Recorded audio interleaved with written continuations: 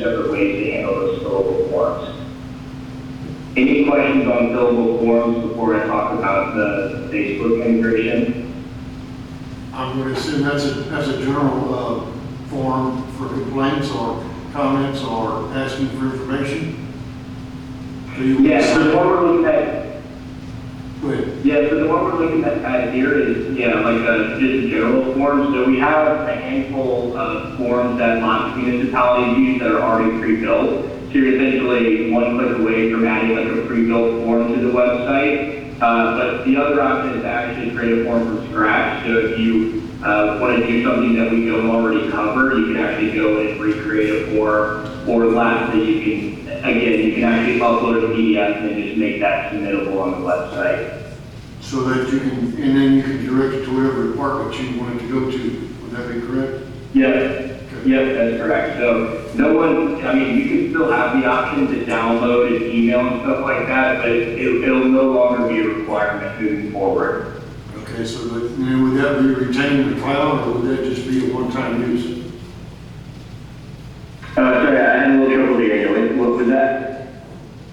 I said, would it be a one-time use, or would it be kept on record, or on a cloud or something? Yeah, so it's stored on the back end of the builder.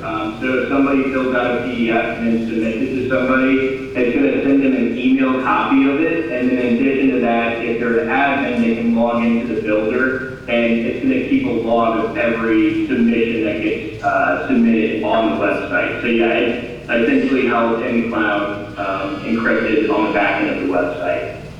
Thank you. Sure.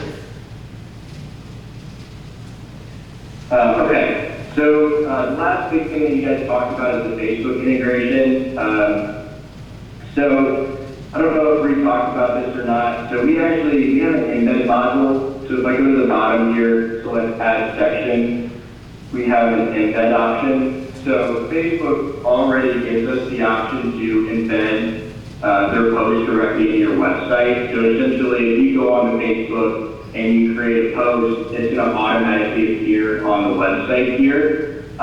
In addition to that, what you can do is link out to Facebook. I have a lot of different municipalities that will use one of the quick links to do that, and they put a lot of information on Facebook. And then lastly, if I go to our news section here, and I want to post to Facebook, just with the share button, copy this link, and then paste it into a Facebook post. And that's going to link directly to this news story within the website. That's probably going to cover the everything that we offer as far as like Facebook integration goes. Does that track the IP of the sender?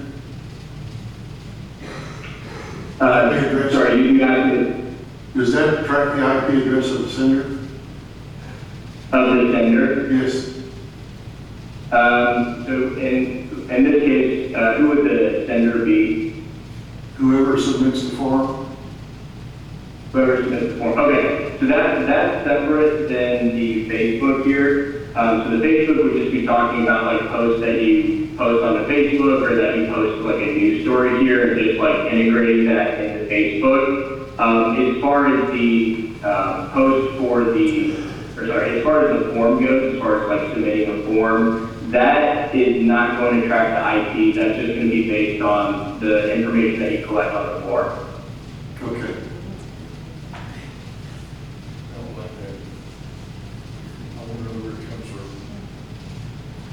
In theory, if it's like a one-off where something's happening and like you need to track it, I will have to talk to our developers. They may be tracking that on the back end, and it's just not available to customers. Do you know how often you'd be needing to track that IP address?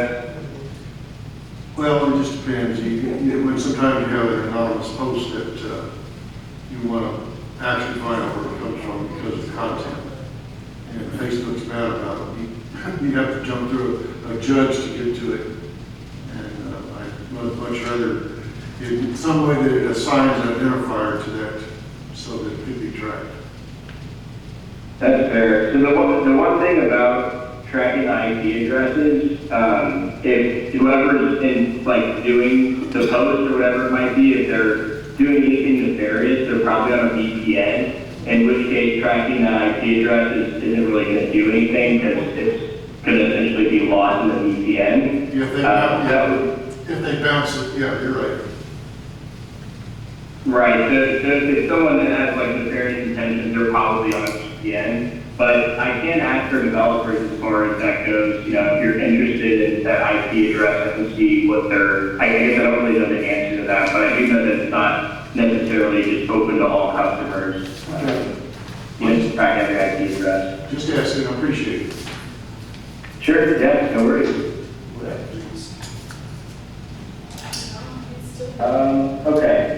So as far as notes that I had on you guys, based on what Reed mentioned here, that's going to cover like the basics, well, really kind of like the main things that you guys are interested in. We do other things, news events, full calendars, things along those lines, you know, full resource libraries, pretty much everything that you're going to need as far as running a municipal website goes, but I don't want to waste your guys' time. Are you guys interested in checking out some of these other features, or is that kind of like the main points you guys were looking to discuss today?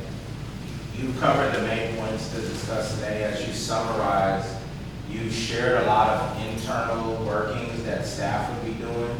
Can you share some of the external impact to citizens and or ease of service? Yeah, you're talking about like from a resident's perspective? That's correct. Yeah. So I think the main impact that we have is from like a resident's perspective is finding information really easily on the website and making it very seamless.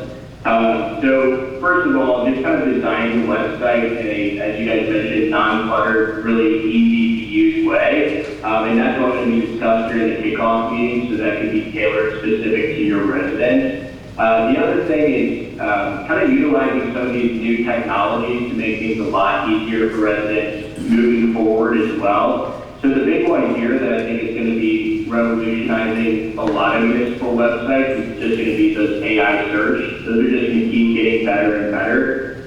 So we actually have our keyword search on the right, and then on the left side we have our AI search. You can ask this AI anything, any question that you want on the website, and it's trained on all the content, including the PDF. So your ordinances, minutes, agendas, everything like that. So if a resident goes on here and asks a question, it's going to scan the whole website and then give them an intelligent answer back on that question. So if they're looking for something as simple as the clerk's email, or even specifically a particular section of the agendas from 3 months ago, they can type that into this AI assistant here, and it's going to pull up that information super quick. So it's kind of a two-headed monster here. One would be, utilizing that AI, and that's going to become more and more important as the years go on and AI gets better and better. But then the second piece of it is just designing it in a really simple, easy-to-use way that's also mobile-friendly as well, because likely over half of your residents are going to be accessing the website on mobile. So that's going to be a huge piece of what we do as well.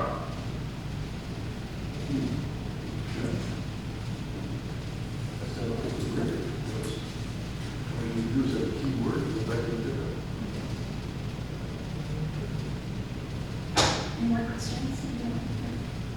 Okay, sir, I think that's it.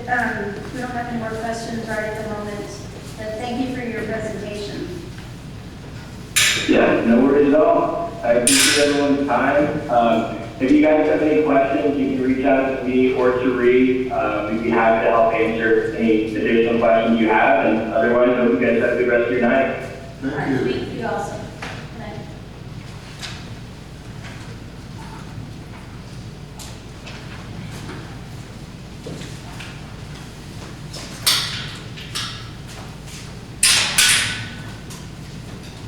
Council, that was just the demos for 2 websites and 1 permitting and inspection service.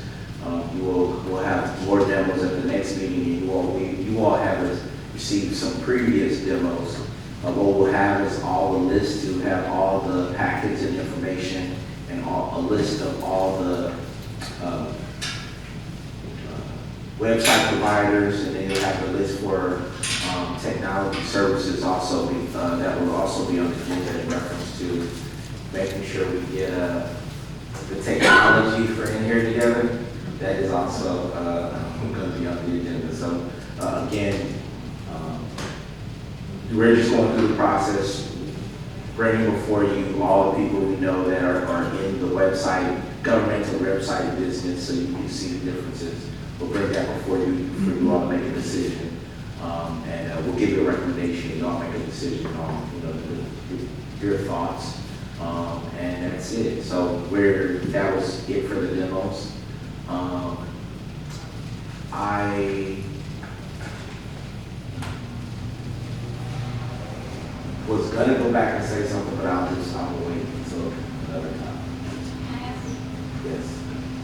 On the information on the demos, would we have it before, like maybe on Monday or Tuesday before the meeting, so like we can Yes, review it? yes, ma'am. We're gonna have all the packets we wanted to give. We're gonna give them all at the same time. Okay. And then we're gonna have, you'll have all the packets for all the companies.